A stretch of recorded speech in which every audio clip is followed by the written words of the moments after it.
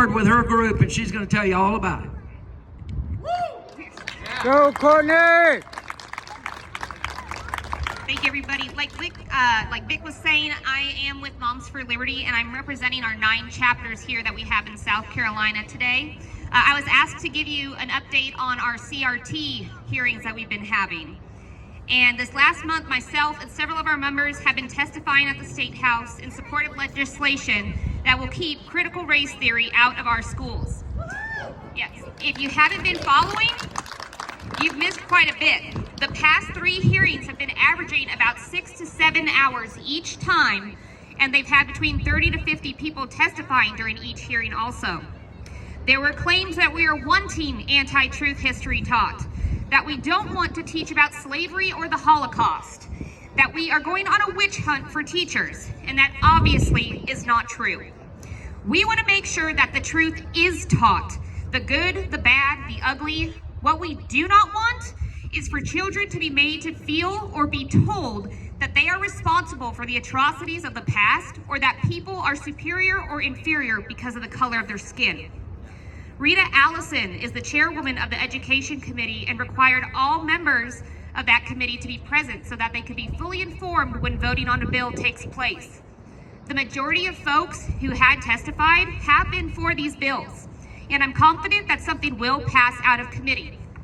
However, my confidence does wane if we'll be able to get something to pass out of the committee and the House before April 7th, which is the crossover day. That is when the General Assembly will not take up any new legislation from either side. Though I am losing confidence, I am a South Carolinian. And as our state motto says, while I breathe, I hope. And I am not losing hope. I am not, that is where you guys need to come in. Now is not the time to throw in the towel or be distracted by the fact that COVID is over. Or that most of our children are not being restrained in masks at school anymore. We need you all to keep calling and asking the Education and Public Works Committee, your senator, and your representatives to move with haste to get these bills voted through as soon as possible.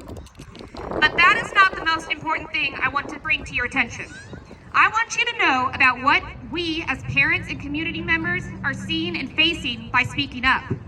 We are getting threatened and harassed. We are being discredited based on our skin color and sex. We are having our rights as parents and community members ignored. And who do you think is harassing us and discrediting us the most? School faculty, some. Parents with different views, sure. But do you want to know who was guilty of not being able to maintain any sort of professionalism and promoting hate the most during those CRT hearings? Certain members of the Education Committee and the General Assembly. They told us our research and statements would be used as toilet paper, and that we were lost, and inferred that anyone who opposes their rhetoric were racist. That is why, as much as I want to discuss CRT, I need to tell you about your rights as parents. And one of your rights and duties as parents and as South Carolinians is to vote. We need leaders who are willing to stand for their constituents. Leaders like you see up here, and they are looking to the future of South Carolina. They have a long-term game. Many of the legislators in this building are short-sighted, and they only care about self-ambitions. We are in an abusive relationship with them. 18 months out of the year, or 18 months out of their service, they are in office, and they don't care what the people they are supposed to be representing want, or at least that's how they act. They gaslight and ignore us. Then, when we are finally fed up and start talking about kicking them to the curb, it's election time. And that's when they start preaching that they support us and say they will change. If these career politicians haven't changed yet, they aren't going to. So, they are not in our school systems and seeing and hearing from students and teachers. They are not fighting to fix the roads or defend our medical freedoms. They are perfectly fine letting Marxist and communist ideologies be indoctrinated into our children, and in some cases, they're advocating for it. So I have some questions for you. Are those the leaders that you want? No. Good answer. Is that the education you want for our future generations? So what are you going to do about it? Yes, I'll tell you. You're going to know your candidates and your legislators. It's not going to be fun and it's not going to be easy. But go back and do your research. Ask yourself, what has this candidate promised to do, and did they do what they promised? And when you call them or email them, do they respond? And if those answers are nothing and no, you're going to fire them in November. Yeah! All of these legislators that you see here today are the leaders you want. They are parents, grandparents, friends, neighbors. They are South Carolinians, and they want our children and our future generations to have the best opportunities possible in South Carolina. And when you call, they will answer. When we were labeled as domestic terrorists last year, Stuart Jones and these other brave leaders said, no, we aren't accepting that vitriol here. They called on the South Carolina Board of Education to withdraw membership from the National School Board Association. And you know what happened? They withdrew. Yeah! When certain medical facilities were getting ready to terminate hundreds of employees because they wouldn't get an experimental vaccine, Ryan McCabe was out front protesting with us. And he was writing letters to save those people's jobs. And you know what happened? That facility walked it back and accepted all religious exemptions. When the sanctity of being a female athlete and their opportunities were being threatened, Ashley Trantham has been the spearhead that has been defending and promoting House Bill 4608, the Save Women's Sports Act. RJ May, Josiah Magnuson, Adam Morgan, Vic Dabney, and Steve Long were there this past special session pushing for protections and medical freedom, and I was told there was no way we'd be getting anything passed because of the sine die.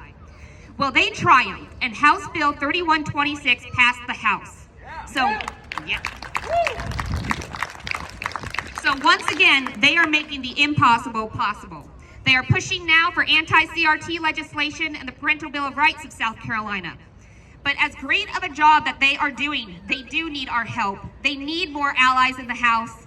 And we, the people and parents of South Carolina, are taking on Goliath to protect our children. And these legislators are our 5 stones.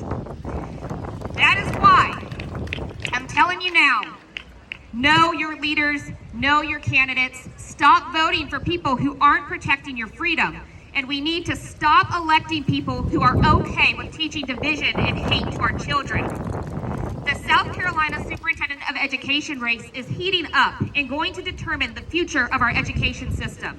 Know your candidates. We have candidates like the one that leads a woke and dilapidated teachers association who is against the parents having a say in their children's education and defending sexually explicit books and curriculum. We have candidates with arrest records.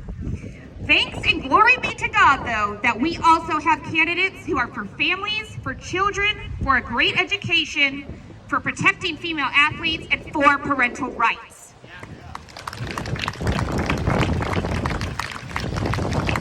Our 9 chapters of Moms for Liberty of South Carolina have invited every single one of these candidates to a public debate that is going to take place on April 28th at Life Springs Worship Center in Lexington County. It will be televised, it will be live streamed as well, but we do encourage you all to be there because when we are going to ask them questions and that we want them answered, and we are not going to accept any circle back Psaki or Putin did it answers. We need legislators and government officials to meet our standards, and a standard is not better, a standard is best, and our children deserve the best. God bless, thank you all. Woo!